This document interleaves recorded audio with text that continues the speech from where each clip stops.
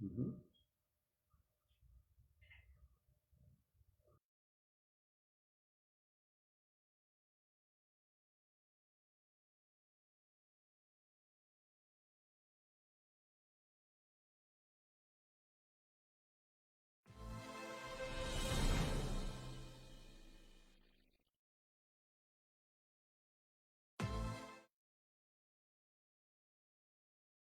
Hermosa mañana aquí en Trujillo, aunque estamos ya entrando en invierno. Hoy amaneció un día muy soleado.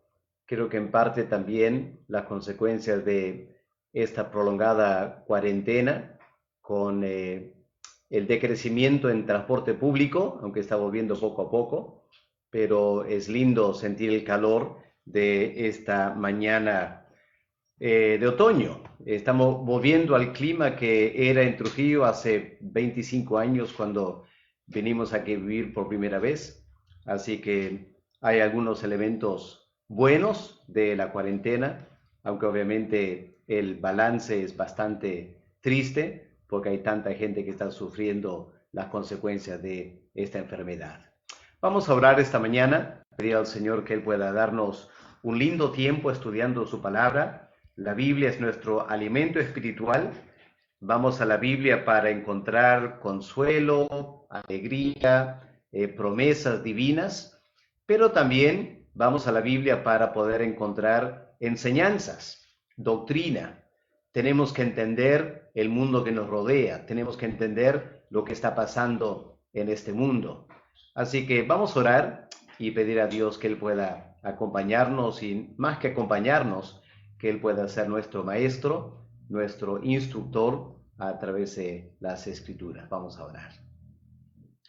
Padre, muchas gracias por este nuevo día, por el descanso de la noche y la oportunidad esta mañana de estudiar tu palabra. Padre, es un deleite meditar en ella. Hay tanta sabiduría, tanto conocimiento que nos hace falta. Quiero pedir, Padre, que tú nos ayudes a someter nuestra mente a tu palabra. Confesamos esa tendencia que todos tenemos de rebelarnos contra tu palabra, de tratar de imponer nuestros criterios sobre ella. A veces, Padre, escuchando al mundo que nos rodea y escuchando mentiras del enemigo, en vez de escuchar la verdad de tu parte en tu palabra. Así que, Padre, líbranos de esa actitud esta mañana. Danos un corazón dócil, sumiso, que podamos escuchar con atención, con reverencia a lo que tú nos quieres decir. En el nombre del Señor Jesús te lo pedimos. Amén. Amén. Muy bien, estamos en el capítulo 2 de Efesios y nos toca estudiar el versículo 3. Vamos a ver este versículo, qué es lo que nos enseña. Dice el apóstol Pablo, entre los cuales también todos nosotros vivimos en otro tiempo, en los deseos de nuestra carne, haciendo la voluntad de la carne y de los pensamientos, y éramos por naturaleza hijos de ira, lo mismo que los demás. Hermanos, una cosa que espero lograr a través de estas clases es no solo ayudarnos a entender mejor la palabra de Dios, qué es lo que nos dice, sino cuál es la metodología de estudiar la Biblia. Cómo debemos acercarnos a la palabra de Dios para poder sacar de ella las verdades. Esto es una tarea cada vez más importante, hermanos, porque hoy en día hay mucha confusión en la iglesia cristiana. Es extraño porque, por un lado, todos usamos la misma Biblia, a lo menos como evangélicos. Entonces, ¿cómo es que tenemos tantas ideas divergentes? En gran medida se debe a que estamos leyendo la Biblia en forma diferente. La estamos interpretando en maneras diferentes. Y espero que la manera que estamos exponiendo la palabra de Dios nos va a dar como una escuela de formación en cuál es la forma acertada no digo perfecta, menos infalible, pero a lo menos una forma acertada de manejar la palabra de Dios. Lo que estamos notando son cosas como hay que tomar en cuenta el contexto, hay que tratar de seguir la hilación del pensamiento, no hay que arrancar un texto del contexto y a la luz de lo que las palabras dicen en ese versículo, aisladamente del resto del pasaje, dar alguna interpretación personalizada. Tenemos que dejar que el texto y el contexto determinen el significado de la palabra de Dios. Hay que estudiar los términos en el idioma original, porque a veces la traducción puede fallar. Hay muchos desafíos, pero espero que esta serie de estudios detallados de Efesios pueda servir a la Iglesia del Señor como una escuela de interpretación bíblica que una vez que captamos el método, podemos aplicarlo a otras partes de la palabra de Dios. Lo que estamos notando aquí es que el apóstol Pablo está hablando de una condición universal. ¿Cuál es la condición universal? Noten la primera parte y la última parte de este versículo. En la primera parte, Pablo dice, entre los cuales también todos nosotros vivimos en otro tiempo. Y al final, Pablo dice, éramos por naturaleza hijos de ira, lo mismo que los demás. Ahora, aquí hay dos cosas interesantes para notar. En primer lugar, ¿pueden notar aquí cómo el apóstol Pablo se incluye a sí mismo? Pablo no dice en versículo 3, entre los cuales también todos ustedes vivían. Y al fin del versículo 3, Pablo no dice, y eran por naturaleza hijos de ira. Noten, el apóstol Pablo se incluye a sí mismo. ¿Y eso qué es un apóstol? Es un líder.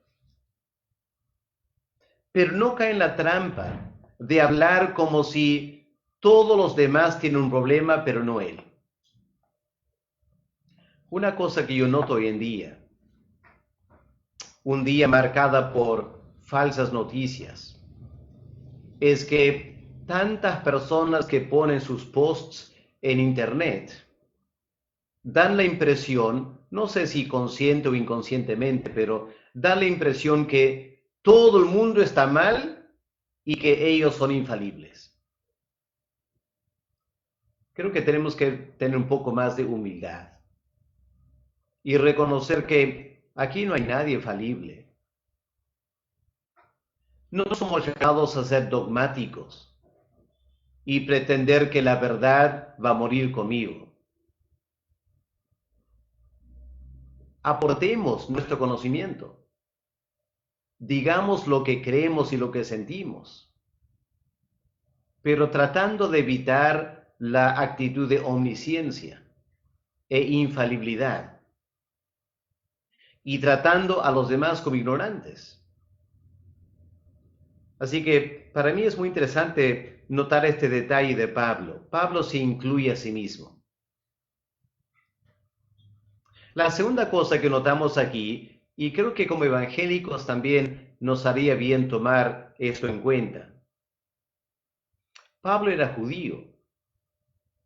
Como judío se sentía bastante orgulloso de que era descendiente de Abraham, que la ley de Dios fue revelada a ellos, no a los gentiles. Sin embargo, aquí el apóstol Pablo se está incluyendo no solo a sí mismo, sino a sí mismo como judío, diciendo que los judíos están en la misma condición que los gentiles.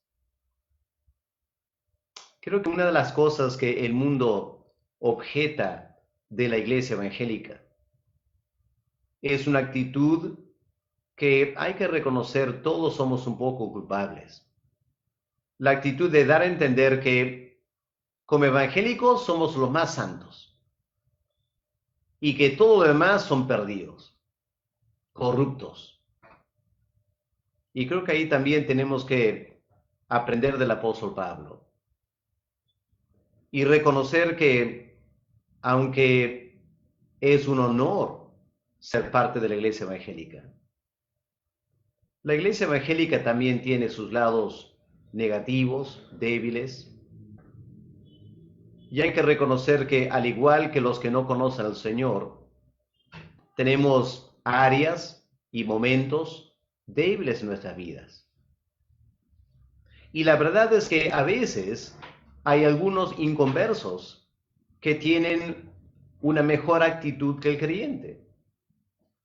Pero si andamos como evangélicos dando a entender que ser evangélico es lo máximo y que todos los demás son unos sinvergüenzas y pecadores, creo que no solo estamos faltando a la verdad, sino que estamos innecesariamente ofendiendo a inconversos y ahuyentándolos para que no nos escuchen.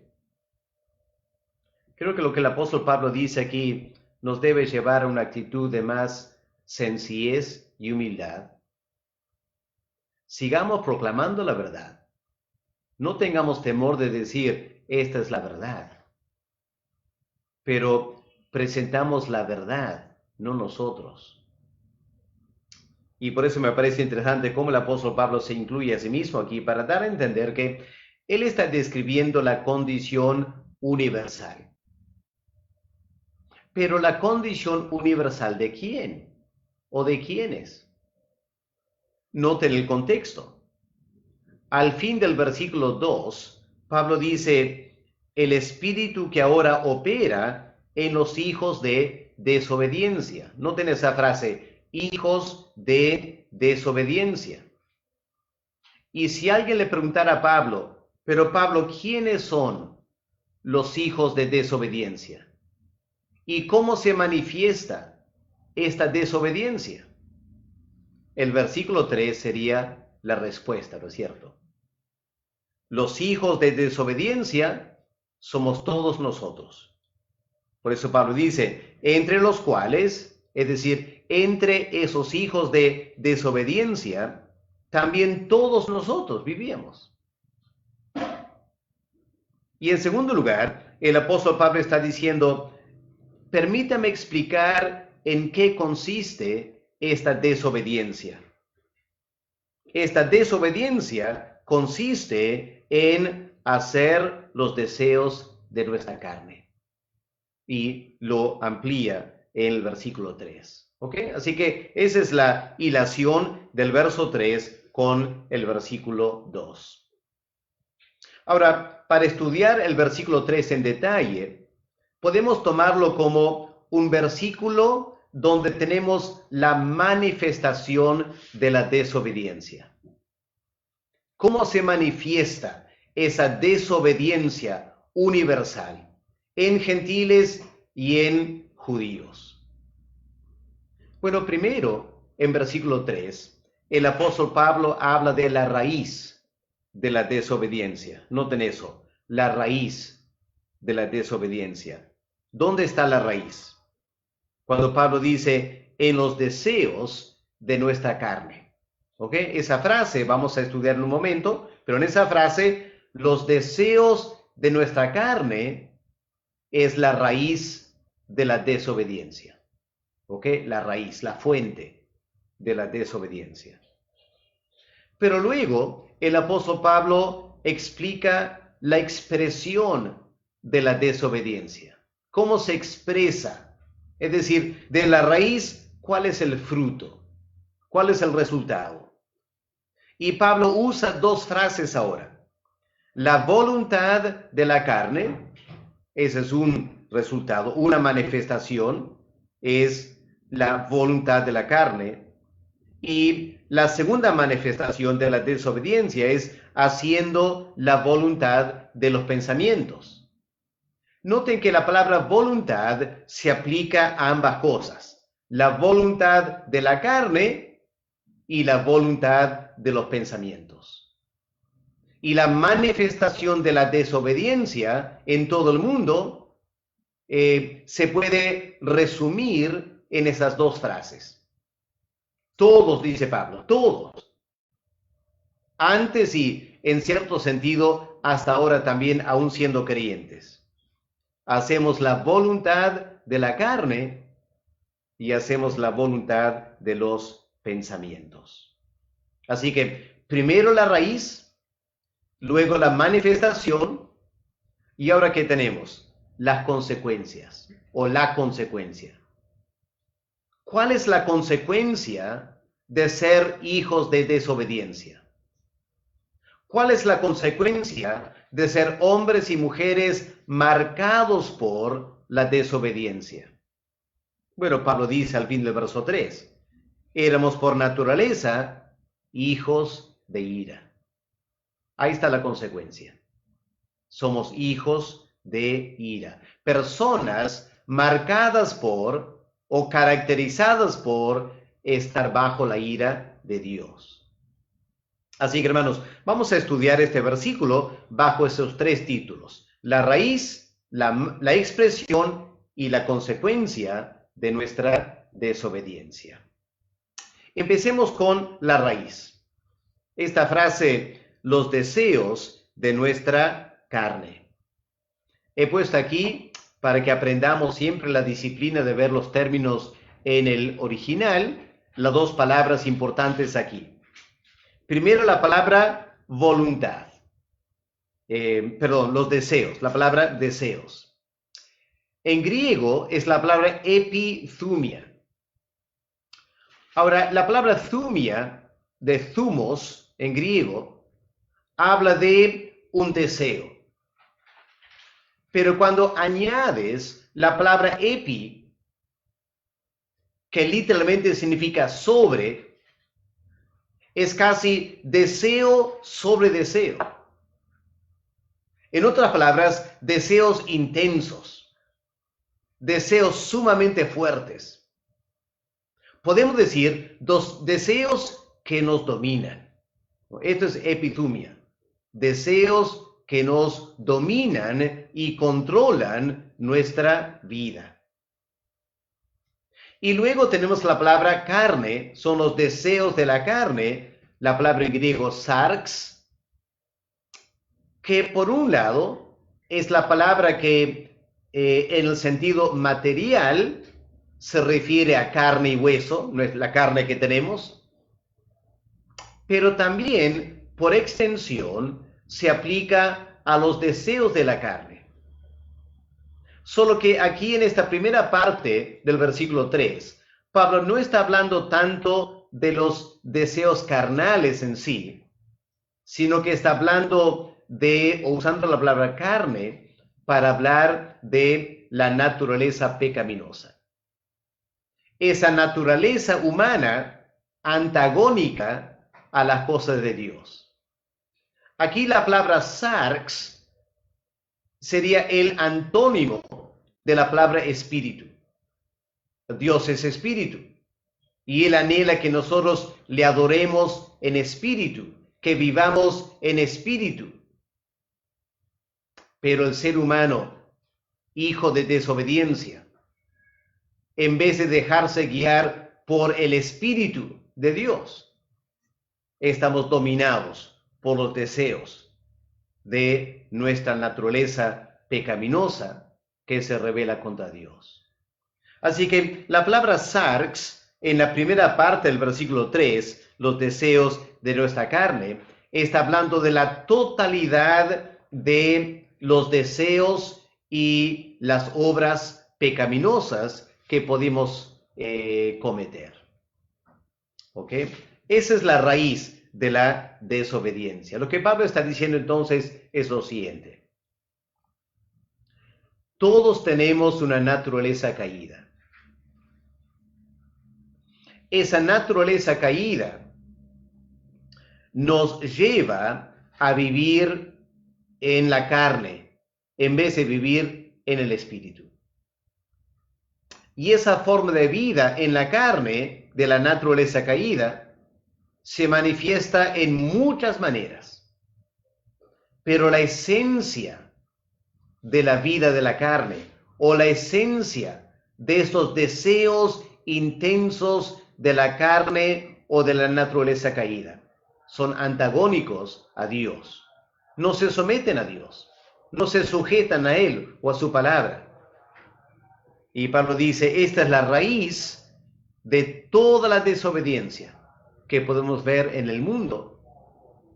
Y es la raíz también de nuestra propia desobediencia en cada momento que nos apartamos de la palabra de Dios. ¿Ok? Ahí está la raíz de la desobediencia. Hermanos, permítame hacer un alto ahí un momento para recordarles que durante toda la exposición ustedes pueden escribir sus preguntas. Ya si están escuchando este mensaje en vivo, la razón por la cual estamos haciendo en vivo es darles la oportunidad de hacer preguntas. Ahora, muchas veces estamos sobre la hora cuando terminamos y hay que preparar otra clase. Y si nos llegan preguntas rápidamente, como ya apagamos y avanzamos a la siguiente tarea. Así que les animamos, hermanos, para usar bien el tiempo, que cualquier pregunta que va a surgir en su mente ahora, no espere el final. Vaya tipeando ahora y vamos a poder contestar esas preguntas inmediatamente después de terminar la exposición. ¿Ok? De esa manera nos ayudan a usar mejor nuestro tiempo. Vamos a pensar entonces ahora en la expresión de la desobediencia. ¿Cómo se expresa nuestra desobediencia, especialmente en ese tiempo antes de conocer a Dios? Aunque tristemente hay que reconocer que todavía desobedecemos a Dios en muchas maneras. Bueno, dice el apóstol Pablo, la primera expresión de nuestra desobediencia es que hacemos la voluntad de la carne. ¿Ok? Esta es la primera expresión de nuestra desobediencia. Pablo dice, haciendo la voluntad de la carne. Quiero que notemos primero el verbo haciendo. Es tiempo presente continuo. No es que solo lo hacemos una vez. Es que constantemente lo estamos haciendo. Es una constante en nuestras vidas. Haciendo. Cuando digo constante en nuestras vidas, obviamente estoy hablando de antes de conocer al Señor, que es el contexto que el apóstol Pablo está hablando aquí. ¿Ok? Así que haciendo constantemente la voluntad de la carne. Ahora, ¿pueden notar aquí la diferencia entre deseos y voluntad? ¿Ya? La raíz de la desobediencia son los deseos de la carne. Ahora, la manifestación de la desobediencia es cuando el deseo se traduce en voluntad. ¿Qué es la voluntad? Es la disposición de hacerlo. Porque una cosa es sentir un deseo momentáneo de algo. Otra cosa bastante diferente es ahora tener la disposición de hacerlo. La verdad es que creo que muchos de nosotros, de vez en cuando, se nos gana un deseo. ¿Ya? A veces una locura, algo que ni va con nuestro carácter. Pero tenemos ese momento de desear algo. Pero enseguida decimos una tontería, es algo completamente loco, así que ya lo dejamos ahí. Voluntad es cuando tomo ese deseo y lo empiezo a trabajar en mi mente. Y lo trabajo en mi mente en tal manera que llego a un momento en mi vida que decido, lo voy a poner en práctica. No solo que lo voy a poner en práctica, sino que es mi voluntad hacerlo. Porque a veces no lo llegamos a poner en práctica por diferentes circunstancias, pero aunque no lo pongamos en práctica, es nuestra disposición. Es lo que haríamos si las circunstancias fueran favorables. Si lo haríamos si no hubieran consecuencias. Entonces, la disposición es lo que Dios está mirando en nuestros corazones. Y Pablo dice, esta es una manifestación, una expresión de la desobediencia. Radica en la voluntad y la voluntad de la carne. Ahora, el hecho que el apóstol Pablo en una sola frase habla de la voluntad de la carne y de los pensamientos, nos lleva a entender que Pablo está contrastando dos cosas: carne, pensamientos. Así que ahora tenemos que dar a la palabra carne el sentido más literal. Cuando estamos estudiando la raíz de la desobediencia, esta frase, los deseos de nuestra carne, la palabra carne ahí tiene el sentido general de naturaleza pecaminosa. Pero claramente la segunda vez que Pablo usa esa palabra sarx, como la coloca en paralelo con pensamientos, indicaría que Pablo está hablando ahora del sentido más literal de la palabra. Es decir, los deseos corporales, los deseos que este cuerpo que yo tengo produce. Lo que Pablo está diciendo es que la condición del ser humano es la siguiente: tiene dos fuentes de deseos, fuentes que nacen de su cuerpo y fuentes que nacen de su mente. En otras palabras, hay disposiciones materiales y hay disposiciones mentales. ¿Ok? La voluntad de la carne y la voluntad de los pensamientos. Ahora, tengamos cuidado aquí un momento. ¿Será que Pablo está diciendo que cuando tienes sed y tu voluntad es tomar agua, que eso es un pecado? Obviamente Pablo no está hablando de eso. ¿De qué está hablando Pablo entonces? Pablo, como hebreo, sería el primero en reconocer que el cuerpo humano es bueno. Los griegos tenían la tendencia, por la filosofía neoplatónica, a tomar el cuerpo como algo negativo. La mente era lo mejor, el cuerpo era pecaminoso. El hebreo no tenía ese problema. El hebreo entendía que Dios creó nuestros cuerpos y dio a nuestros cuerpos ciertos deseos naturales, en cierto sentido hermosos. Qué lindo es cuando tienes hambre, sentarte a un buen plato de comida. Eso no es pecaminoso. Eso es algo de la belleza de la creación humana. Los ángeles no saben nada de eso, ¿no es cierto? Los ángeles no saben nada de comer una rica pachamanga, porque son espíritus. El ser humano tiene un cuerpo, siente hambre. Y cuando siente hambre y tiene un rico plato por delante, es una agradable experiencia que Dios quiere que sintamos. Es igual con la sed. Puedes tomar agua en cualquier momento del día, pero qué agradable se siente tomar agua cuando estás, entre comillas, muriéndote de sed. Así que hay deseos de la carne, del cuerpo, que son naturales y son buenos, es parte de la creación de Dios. Pablo no está hablando de eso. No hay que ir al extremo del ascetismo. Lo que Pablo está indicando es que a veces esos deseos del cuerpo te llevan, por la naturaleza pecaminosa, te llevan a querer satisfacerlos en formas que van en contra de la voluntad de Dios y del Espíritu de Dios. Así que comer es una cosa. Comer en exceso, lo que llamamos gula a veces, es un pecado. Causa la obesidad, genera enfermedades corporales. Eso ya es un pecado. Así que cuando vas a un restaurante y pides un plato de comida y comes eso, no hay un problema.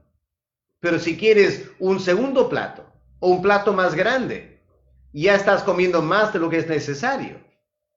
Esa es la disposición de la carne. Es igual con tomar, ¿no es cierto? Especialmente si vamos al plano de tomar bebidas alcohólicas y terminamos ebrios. Es una disposición de la carne que es pecaminosa. Y podemos ampliar a muchas otras áreas del cuerpo, sea dormir, sea la sexualidad, un montón de cosas. Así que Pablo dice, aquí tenemos una expresión de la desobediencia. Cuando nos disponemos a satisfacer algún deseo de la carne, pero en una manera que va en contra de la voluntad de Dios. Noten lo que yo digo, en contra de la voluntad de Dios. Porque algunos, como los fariseos, se escudan con la ley de Dios. Y dicen, bueno, yo no he infringido ninguna ley. Pero no se trata solo de la ley de Dios, se trata de la voluntad de Dios. Por ejemplo, la ley dice no matarás.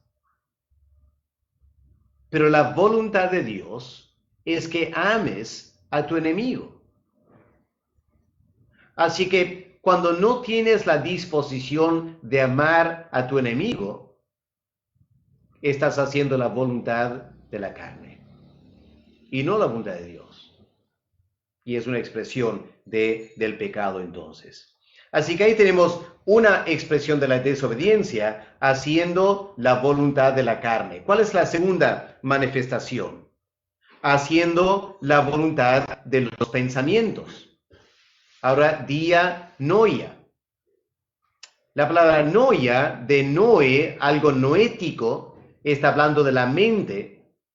Y otra vez, noia es a través de la mente, enfatizando el aspecto mental. Ahora, puede notar algo interesante aquí. La palabra carne está en singular. La palabra dianoia está en plural. Por eso la Reina Valera traduce los pensamientos, no el pensamiento. ¿Por qué? ¿Por qué carne está en singular y dianoia, pensamiento, está en plural? Por la siguiente razón, hermanos. La voluntad de la carne es algo intenso. Creo que todo ser humano, y quizás especialmente el latino, es consciente que los deseos corporales y la voluntad de la carne pueden ser sumamente intensos. Pero la voluntad de la mente es multifacética. Es decir, es mucho más amplia en lo que puede abarcar. La carne se limita a ciertos deseos corporales. Son intensos, sí, pero no son muchos. Sed, hambre, dormir, sexualidad, quizás uno o dos más que pueden pensar, pero hasta ahí llegamos, ¿no es cierto? Pero la mente es mucho más prolífica en sus disposiciones. La mente abarca todas las ideas filosóficas, habidas y por haber. Todo pensamiento, especialmente pensamiento anticristiano y antidivino. Solo tienes que pensar en cuántas filosofías hay para entender esto. La mente también abarca todo lo que tiene que ver con orgullo, vanagloria. Tiene que ver también con todo el mundo de la imaginación. Y cuando uno empieza a detallar lo que la mente y los pensamientos abarcan, uno entiende por qué el apóstol Pablo pone esto en plural. Si la carne, si los deseos de la carne nos generan ciertos problemas, la disposición de la mente es muchísimo más problemático. En otras palabras, pecamos mucho más en la mente que con el cuerpo. Creo que todos, si somos honestos, nos vamos a dar cuenta de eso. Pecamos mucho más con nuestras mentes que pecamos con nuestros cuerpos.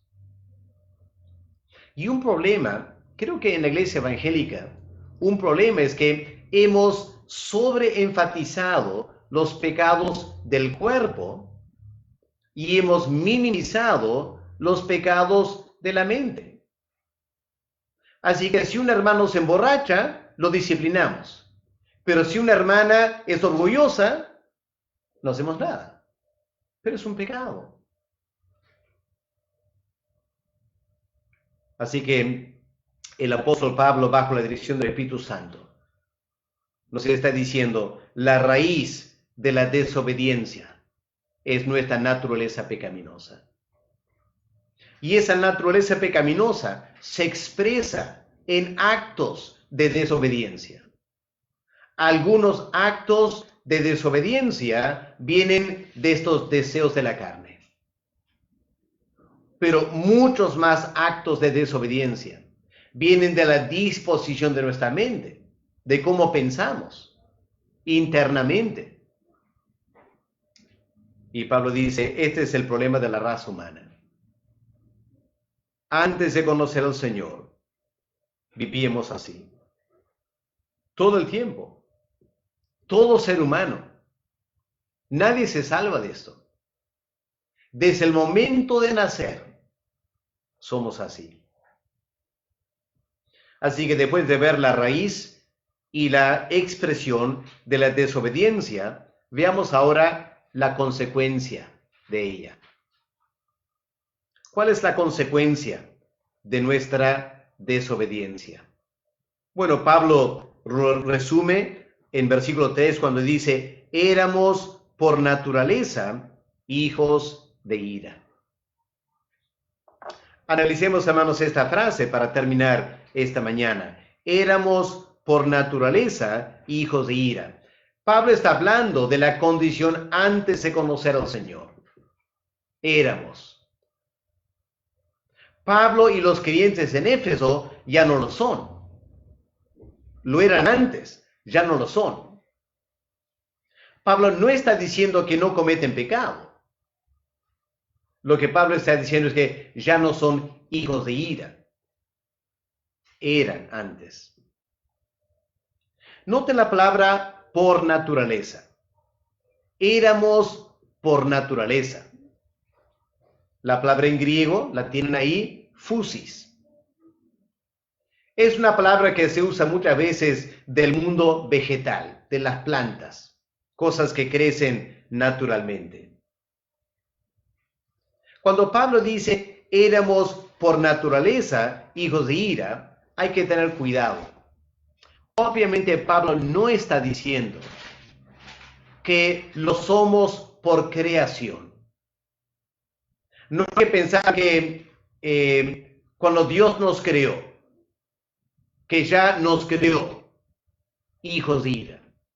Eso obviamente no es cierto, a la luz de la enseñanza de la Biblia, que hemos sido creados buenos en gran manera, como dice Génesis 1. Así que lo que el apóstol Pablo está diciendo aquí, cuando habla de esta frase por naturaleza, está diciendo antes de conocer a Dios. O si se quiere, tomando el versículo 1 en cuenta. Mientras estábamos muertos espiritualmente, en esa condición de muerte espiritual, éramos por naturaleza hijos de ira. El contraste aquí, en versículo 3 y el versículo 4, tiene que ver con la gracia de Dios.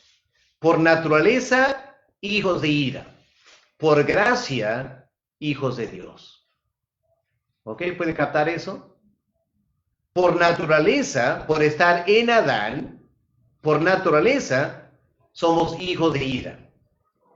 Pero cuando la gracia de Dios opera en nosotros, nos saca de lo natural y nos coloca en lo sobrenatural. Todo ser humano por naturaleza es un hijo de ira. Pero cuando el Espíritu Santo obra en nosotros, nos cambia a hacernos hijos de Dios. Ahora, hay un detalle aquí interesante. La palabra tecnon, hijos, es diferente a la palabra en versículo 2, hijos de desobediencia. Otra vez la importancia de estudiar la Biblia en el idioma original. En el versículo 2, la frase al final, hijos de desobediencia, la palabra es jubios. Y la idea de jubios es una persona que comparte la naturaleza de su padre. ¿Ya? Es hijo de desobediencia, o cuando alguien es hijo de otra persona, es que viene de esa persona y por lo tanto tiene ciertas cualidades y características parecidas a esa persona. Por ejemplo, nuestro Salvador es hijo de Dios. ¿Qué significa eso, hijo de Dios? Significa que él comparte la misma naturaleza y las mismas características de Dios el Padre, porque es hijo de Dios el Padre. Es la palabra jubios en versículo 2. Pero en versículo 3, cuando dice hijos de ira, es la palabra tecnon. Y lo interesante de la palabra tecnon es que es la palabra de cariño para un hijo. Cuando Juan el apóstol escribe su carta, primera de Juan, varias veces dice, hijitos míos, de cariño, ¿no es cierto? Hijitos míos. Y usa la palabra tecnon. Y es interesante que Pablo aquí usa esta palabra de ternura, pero hace un contraste con la frase ira.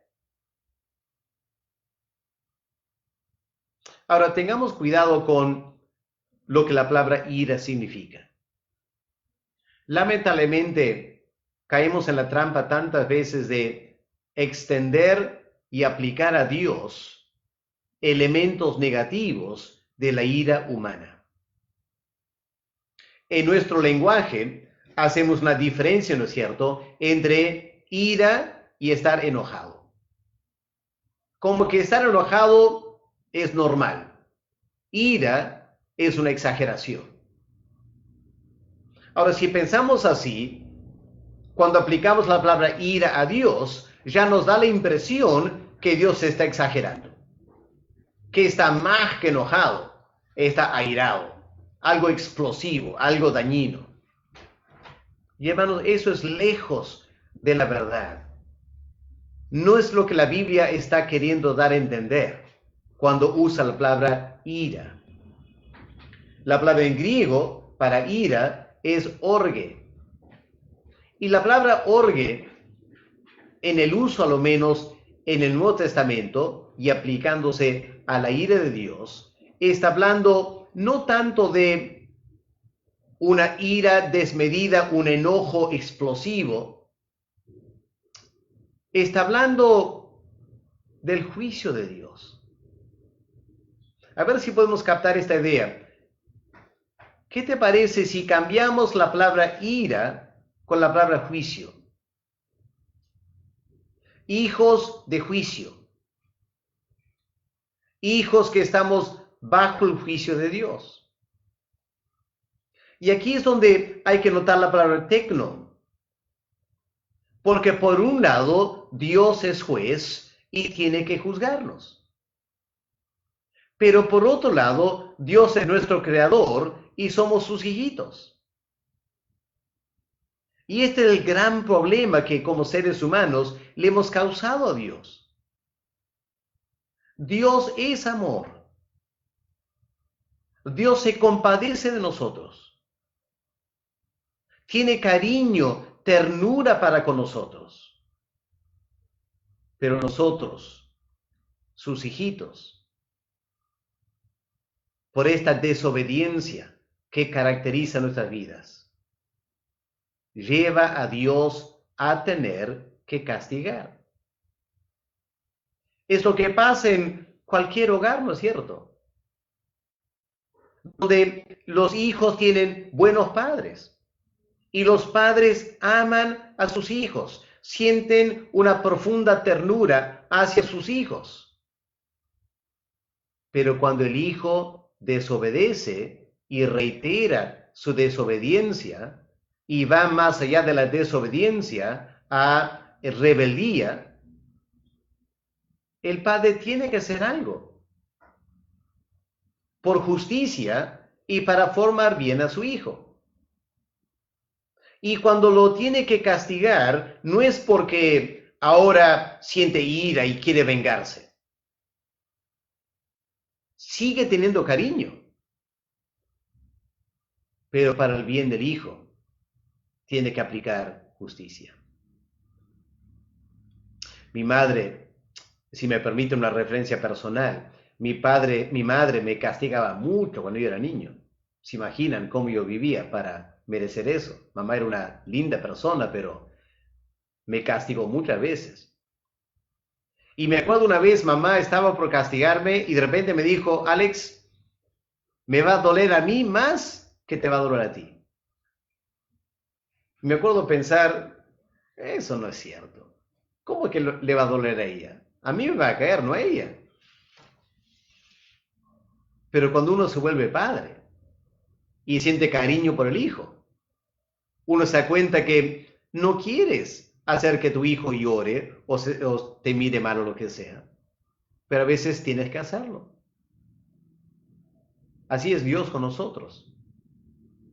Somos sus tecnos, sus hijos e hijas de cariño, pero nuestra desobediencia provoca la justicia de Dios. Y Pablo dice, éramos así por naturaleza. Esta naturaleza pecaminosa, nuestra carne, nos llevaba a comportarnos corporalmente y en la mente también. Una disposición de desobedecer a Dios. Y Dios, como es justo, no tiene alternativa sino de juzgarnos. Y esa es la tragedia de la condición humana. Felizmente, en versículo 4, Pablo dice, pero. Y aquí está el Evangelio, hermano, ¿no es cierto?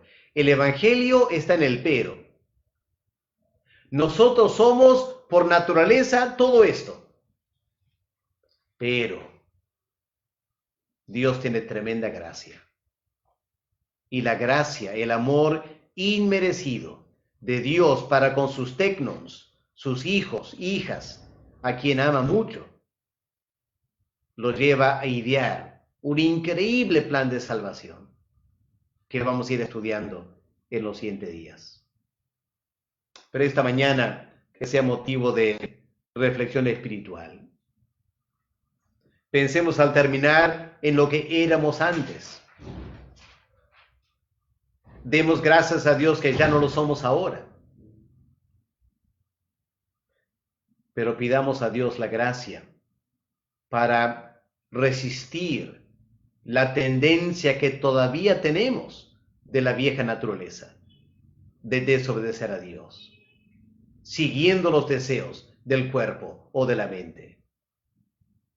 Y pidamos a Dios la gracia para renovar nuestro pensamiento, para que nuestra disposición, nuestra voluntad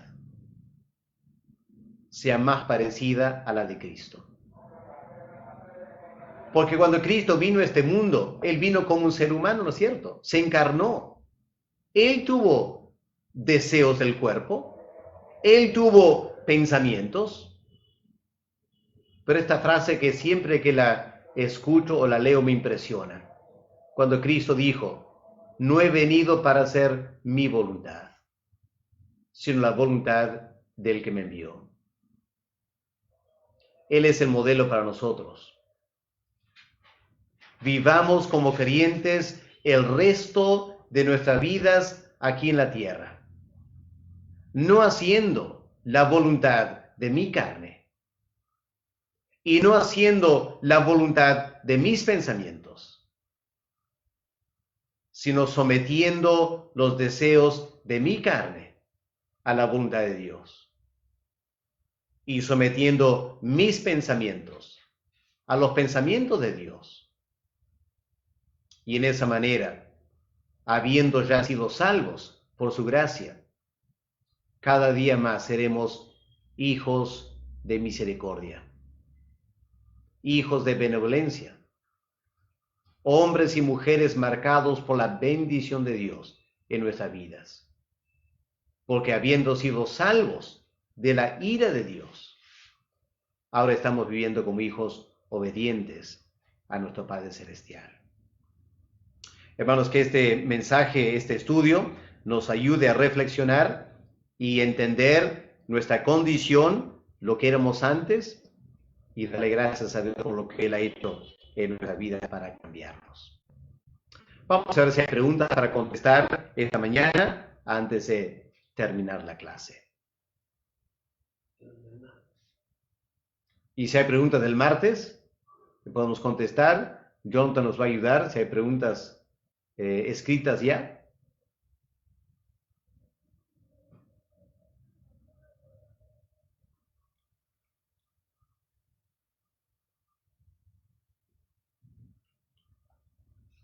El martes estudiamos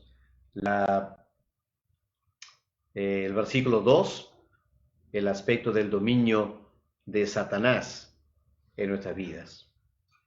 Adriano Arteaga Terrones, cuando se refería al texto que se refiere a Satanás como Dios, ¿podría darnos un poco más de detalle, por favor? Ese texto muchos lo usan los testigos. Ya, en 2 Corintios 4, versículo 4, cuando Pablo dice el Dios de el Dios de este siglo o Dios de este mundo, no está hablando del Dios verdadero, está hablando de Satanás. Pero ¿por qué usó la palabra Dios? Creo que porque en la mente de Pablo, como hebreo, la palabra Dios en hebreo, la palabra El, o Elohim en plural, significa el fuerte o el fuertísimo. Entonces, lo que el apóstol Pablo está queriendo hacer en 2 Corintios capítulo 4 es mostrar el tremendo poder de Satanás que ha cegado la mente de los inconversos. Y Pablo enfatiza el poder de Satanás usando la palabra Dios para indicar que el ser humano no puede contra Satanás, no puede contra la ceguera espiritual. Solo Dios, el Dios verdadero con D mayúscula, que es muchísimo más fuerte que Satanás, es el que puede vencer esas tinieblas de la ignorancia espiritual y darnos la salvación en Cristo Jesús. Así que creo que cuando Pablo usa la palabra Dios ahí de Satanás, está queriendo dar a entender el poder y la fuerza que Satanás tiene.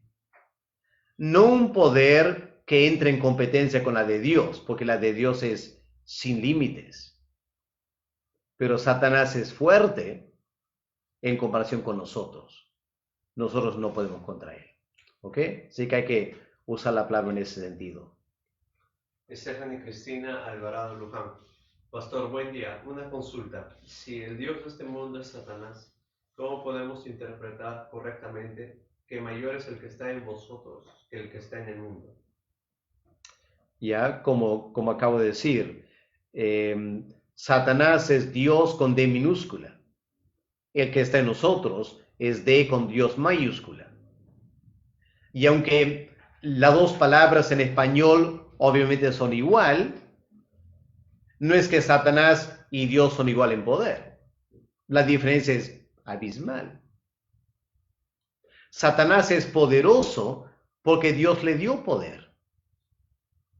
Pero el poder de Satanás está limitado. El poder de Dios no está limitado. Y Satanás solo puede usar su poder bajo los límites que Dios le impone.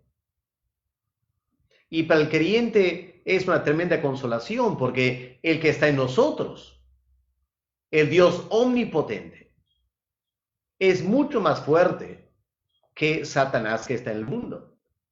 Y el creyente puede andar por la vida tranquilo.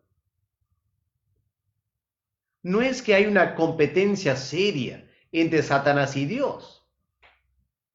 No es que hay que luchar porque podía ser que Dios va a perder. No, nada que ver. Dios lo extingue a Satanás en un 5 si Él quiere. Pero Dios quiere que entendamos nosotros algo del poder de Satanás, para que nosotros andemos sabiamente delante de Él. A eso va la cosa. Sara Rojas Ramón. Pastor, cuando una persona peca con los deseos de la carne, fornicación, adulterio, ¿debe o es necesario confesar a toda la iglesia? El Señor Jesús da a entender que la parábola del hijo pródigo, cuando el hijo pródigo vuelve a la casa, que dijo, he pecado contra el cielo y contra ti. Así que el pecado que cometemos, todo pecado, lo hacemos contra Dios. Y por eso, cuando confesamos el pecado, lo que confesamos a Dios. Ahora, hay momentos cuando hay que confesar el pecado a otra persona, cuando ese pecado ha afectado a otra persona.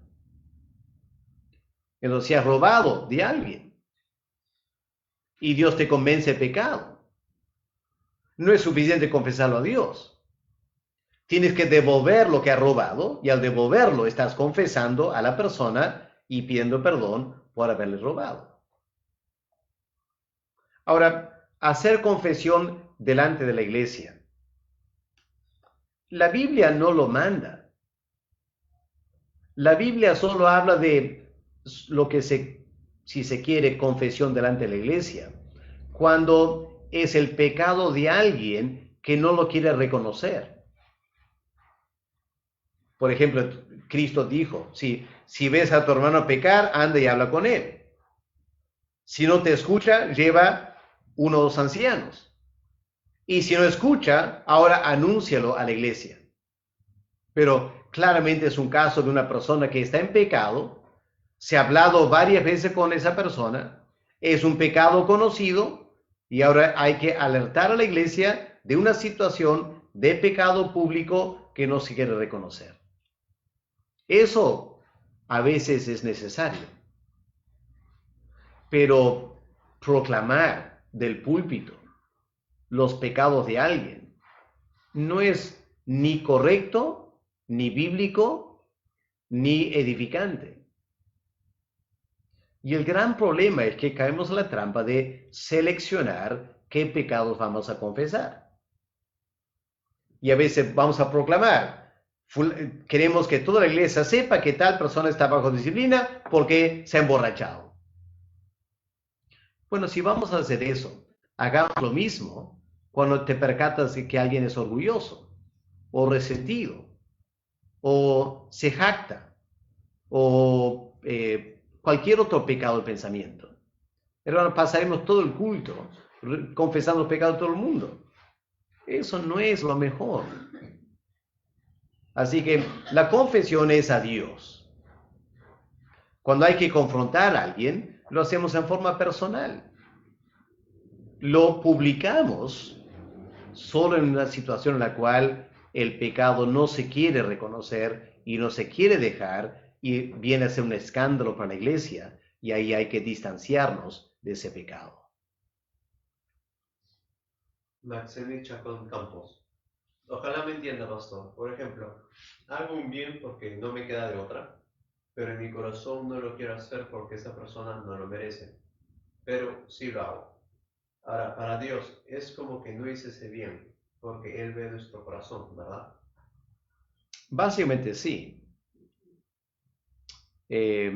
La pregunta es, ¿cuál es la presión que te lleva a hacer algo si no quieres hacerlo? Podría ser que lo haces porque se espera de ti, o sería tu responsabilidad. Ahora, si estás haciendo algo, aunque no sientes hacerlo, porque es tu responsabilidad, eso es una cosa. Pero si haces algo para impresionar a otros o quedar bien con otros, eso no está bien. ¿Ya? Y no hay la bendición de Dios, porque Él mira el corazón. Entonces, por ejemplo, digamos, eh, tengo un hombre que trabaja por mí y francamente un mes no se ha portado bien y no tengo ganas de pagarle, pero le pago y le pago molesto porque le estoy pagando y no quiero pagarlo. Pero como es un empleado, muy aparte de lo que él haya hecho, es mi deber pagarle. Así que hago bien en pagarle. Pero si en la iglesia están recogiendo una ofrenda y no quiero la persona a quien quieren apoyar, pero me doy cuenta que si no doy me van a juzgar. Así que doy para guardar apariencias. Ya es otra cosa.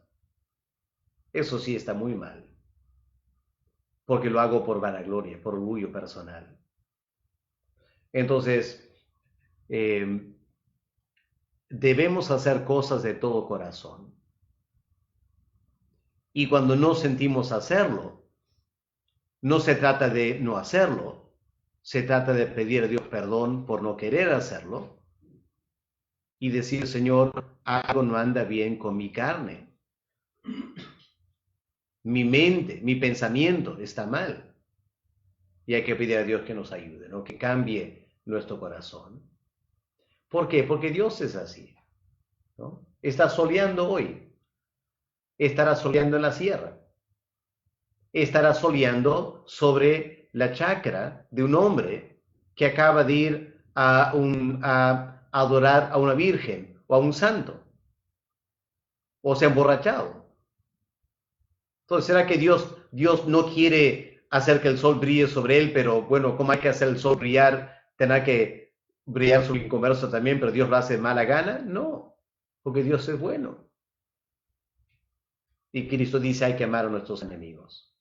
Hay que hacerle bien a nuestros enemigos. ¿Por qué? Porque Dios hace eso. Él hace brillar el sol sobre buenos y malos. Entonces hay que pedir a Dios que nos dé un corazón más semejante al corazón de Dios el Padre. Natalia RG. Buen día, pastor. Qué bendecidos somos a través de su palabra. Mi pregunta es, ¿un pensamiento pecaminoso ya es pecado o solo se considera tentación hasta que se materialice el pecado, el acto de pecar? No, el pensamiento puede ser pecaminoso cuando dos cosas se dan. El pensamiento se vuelve pecaminoso cuando lo meditamos. Es decir, no puedes evitar que un pensamiento entre en tu mente, pero puedes evitar atrapar esa idea y pasarte unos 5 minutos pensando en eso. La famosa frase de Martín Lutero. Dijo, no puedes evitar que los pájaros vuelen por encima de tu cabeza, pero puedes evitar que hagan un nido en tu cabeza. Así que es un criterio. Y el segundo criterio es, un pensamiento se vuelve pecaminoso, no solo cuando tomamos tiempo para pensarlo y casi como saboreamos ese pensamiento, sino que al saborear ese pensamiento, dejamos que nuestra voluntad se afecte hasta que el pensamiento pasa a ser un deseo. Quiero hacerlo, porque lo he pensado tanto. enseguida que quiero hacerlo. Para Dios es igual que hacerlo, aunque no lo haya hecho. El deseo de hacerlo es pecaminoso. ¿Ok? Por eso Cristo dijo, ¿no? La ley dice no matarás, pero si tú deseas odiar a tu hermano y deseas mal a tu hermano, eso es un pecado. Natalia RG. Pastor, escuché en una predicación que todos somos hijos, todos somos creación y solo pocos sus hijos por elección. ¿Es esto correcto? Claro, todos somos hijos por creación, pero no todos somos hijos por regeneración. ¿Ok? Regeneración es cuando el Espíritu Santo nos regenera, nos da el nuevo nacimiento y por haber nacido de nuevo, ahora somos hijos de Dios. Así que hay dos tipos de hijos de Dios. Todo ser humano es hijo de Dios por creación. Pero de todos ellos, un grupo más limitado, aunque es enormemente grande también, pero un grupo más limitado son hijos de Dios por regeneración, el nuevo nacimiento.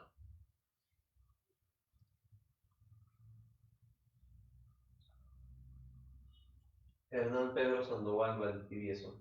En Mateo 21, 12 al 13, la reacción de Jesús. Y cuando nosotros no estamos entendiendo hoy como cristianos y venga un hermano a corregirnos y reaccionamos mal, una reflexión, pastor. A ver, Mateo 21, versículos 1 y 2. Vamos a ver qué leemos aquí. Mateo 21, dijo. Es la entrada triunfal.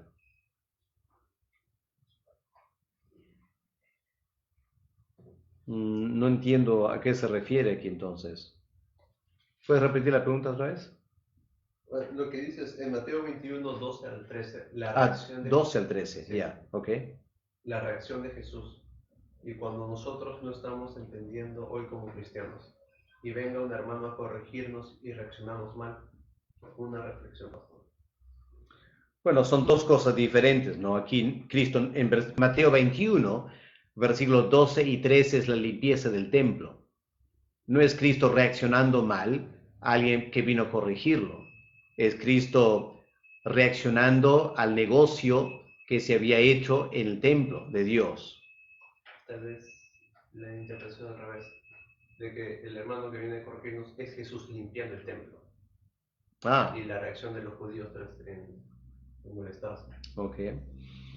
Bueno, primero lo que hay que entender aquí es que hay que leer el relato en Marcos, el capítulo 11, para entender realmente lo que pasó, porque muchos hemos mal interpretado la limpieza del templo. Lo que Marcos dice, siguiendo la secuencia histórica, es que Jesús entró al templo por la tarde y vio el desorden. Y porque era tarde, decidió no hacer nada. Y el día siguiente volvió y limpió el templo. Así que aquí vemos el control de Cristo, no es un descontrol. Cristo se indignó de lo que vio, pero no estalló. Su mente estaba en control. Y él pensó, hoy no es el momento para hacerlo, lo voy a corregir mañana. Los discípulos ni se dieron cuenta. Así que esa es la forma de tratar una cosa, ¿ya? Cuando tú tienes que corregir a un hermano, no lo corrijas en el calor del momento. Si el hermano hace algo contra ti y te molesta, ese no es el momento para hablar. Hay que tranquilizarnos. Hay que pensar bien qué voy a hacer, Señor, para que cuando hable con firmeza, sí, como Cristo fue firme, pero con evidente tranquilidad también. Ahora, aún haciendo eso, Cristo provocó la ira de los que estaban en el templo. Eso ya escapó la responsabilidad de Cristo. Y si nosotros con tranquilidad corregimos a un hermano y no le gusta al hermano y él reacciona, ese es su problema que tendrá que arreglar con Dios. Yo no debo provocar su ira. Y la forma de no provocar la ira es no reaccionando en el momento, sino tomando tiempo para pensarlo bien y dejar que Dios me guíe. ¿Cuándo es el momento más apropiado para corregir? ¿Okay? Creo que si haríamos eso, provocaríamos menos a las personas en su reacción. Oiga, pastor, ¿en qué momento Satanás entenebrece la mente o es desde antes de nuestro nacimiento? Y a Satanás entenebreció la mente humana desde el pecado de Adán y Eva. Y a partir de ese momento, todo ser humano que nace, ya nace con mente entenebrecida, lamentablemente. Ok, ahí dejamos las preguntas por esta mañana. Muchas gracias por su atención. Les invitamos a estar aquí con nosotros mañana para estudiar el versículo 4 y este tremendo evangelio en el pero. Lo que Dios hace a favor del pecador. ¿Ok? Vamos a orar para despedirnos esta mañana. Padre amado, reconocemos que lo que tu palabra dice es muy cierto. Nuestra naturaleza pecaminosa tiene muchos deseos de ir en contra de tu voluntad. Y esa naturaleza se manifiesta en deseos del cuerpo y deseos de la mente. Y Padre, si no fuera por tu gracia, hubiéramos seguido siendo hijos de ira, como el resto de la humanidad. Padre, te damos gracias como creyentes por tu gran salvación, pero nos da bastante tristeza y vergüenza reconocer que todavía hay elementos de desobediencia en nuestras vidas. Y a pesar del gran amor que tú nos tienes, y a pesar de la gran salvación que has obrado a favor de nosotros, aún así somos tan ingratos como para desobedecerte en la mente o en el cuerpo. Padre, pedimos que tú nos ayudes a entender la gran salvación, lo que tú has hecho por nosotros. Y pedimos, Señor, que a la luz de lo que tú has hecho, pidamos que tu Espíritu nos controle para que dejemos que la nueva naturaleza prime en nosotros y podamos honrarte en nuestras vidas. Gracias por tu amor, por tu paciencia, por tu misericordia para con nosotros.